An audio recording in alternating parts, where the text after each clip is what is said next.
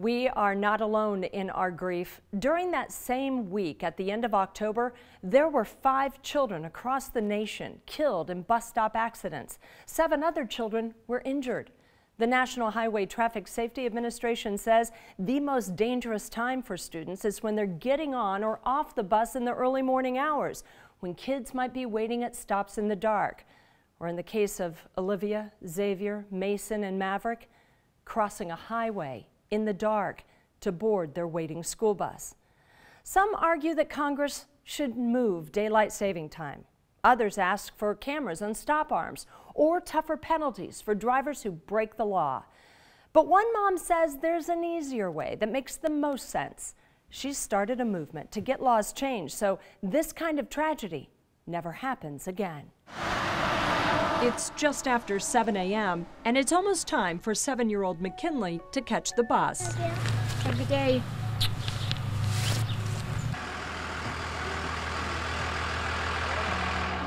I want to walk with her every single step, but it's so hard with 2 other kids. Mom Jessica has her hands full with her other 2, 4-year-old Brenna and 9-month-old Evie. No. Due to his work schedule, her husband Derek isn't always around to help. When the bus comes, she holds her breath. This is the main road to get in and out, and everybody's flying to work. So it's scary. They live just north of Rochester and only a few miles from a roadside memorial, marking the scene where 3 children died.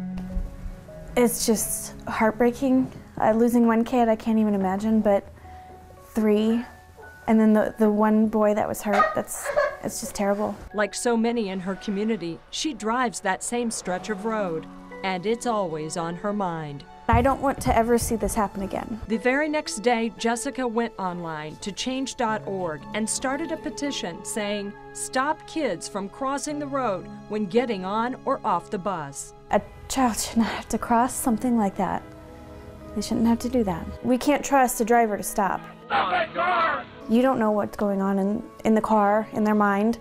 So we have to eliminate a situation, which is the kids walking across the street. She went to bed that night thinking a few people might sign. I just didn't think it was going to catch on. And I thought, maybe my mom and my grandma will like it or, share it or something. And then I woke up and there were probably about 500 signatures, and I was really shocked. And then it just blew up from there. It caught the attention of residents, and with our help, lawmakers. I took it straight to the state leaders of her district, Indiana State Representative Jim Pressel and State Senator Randy Head. The most startling revelation? According to Senator Head, we already had this law once in Indiana. Until 2015, we had a law in the books that said you have to pick up on the right side where practical, or to the extent practical, and that law was removed from the books. When and why? In 2015 it was removed, and I'm not sure why. I know that around that time there was an effort to go through all the laws that affected schools and to remove regulations that weren't necessary. Head says before drafting new legislation, he's gathering information from all around the state, especially from bus drivers and superintendents. I want to make sure that we're doing something that's going to have a substantial effect and actually make things safer for children out there. He wants to be careful. After all, longer bus routes will take time and increase fuel costs. Well, it's possible for us to pass a law that makes schools do anything that we demand that they do. But if we don't pay for that, and it's just an unfunded mandate, we create more problems for schools that way. There are a lot of people that have a lot of ideas, and the thing is to get the best ideas and make sure that they're evidence-based and to move forward. One idea comes from Representative Jim Pressel. He wants a distracted driving bill to include stop-arm cameras by the next legislative session. It's something he was working on weeks before the tragedy. There's 20 other states that currently have stop-arm cameras, and there's different variations of them. Language for curbside drop-off and pickup would still need to be added. This is your opportunity to speak to everyone who signed that petition in your district. What are you willing to do? So, well, I'm already a step ahead, right? So the legislation is being crafted. I wished I could tell you exactly what that legislation is, but there's still a lot of moving pieces. And there'll be some changes. And I think a lot of our school boards, school superintendents are already looking in that direction. Like Rochester Community School Superintendent Jana Vance. They rerouted their buses to pick up and drop off curbside right after the tragedy and before they knew of Jessica's petition. So for us, it's not going to add a lot of money or a lot of time to the routes, nor is it going to add a huge change in effort to get this done. And honestly, if they lose 2 minutes on a bus route, who cares? It's time. If we have to pay an extra $100 a year for fuel, who cares? I'll pay the money for that if we have to. Anybody would. It's very much common sense, and that's what we're trying to do here. They just did it on their own, which is awesome. Jessica hopes more schools will reroute their buses while state lawmakers consider new laws. You can only blame the driver so much.